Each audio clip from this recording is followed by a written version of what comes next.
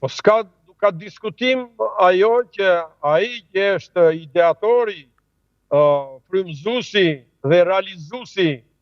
i një shteti që e ka rrëzuar disa herë dhe që e ktheu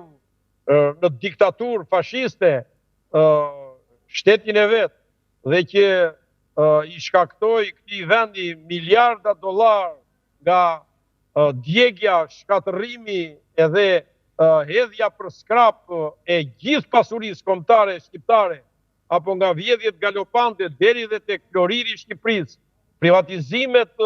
kriminale, korrupsioni i paimagjinueshëm që fillon që me drurin e arë,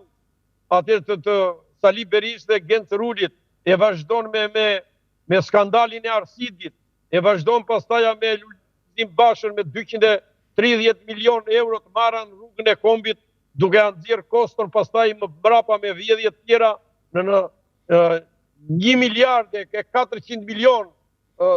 dollar dhe ende rrugë e Kombit është përgjysëm, se deri në Rrshen ka ardhur dhe s'po vjen dot deri në Laç. Të gjitha këto e të tjera krime me radhë, grushti i shtetit, ngjarjet e 97-s, vrasja e zgjedhjeve të lira në majin e 96-s, duke gjakosur opozitën e kohës së atëhershme për të vazhduar me ngjarje tragjike të Gërdecit e të 21 janarit e tjerave me radhë,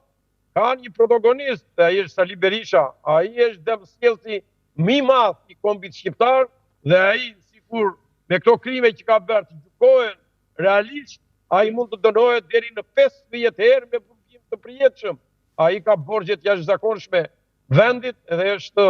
domethënë politikani me njollën më të zezë në historinë e kombit dhe të shtetit shqiptar.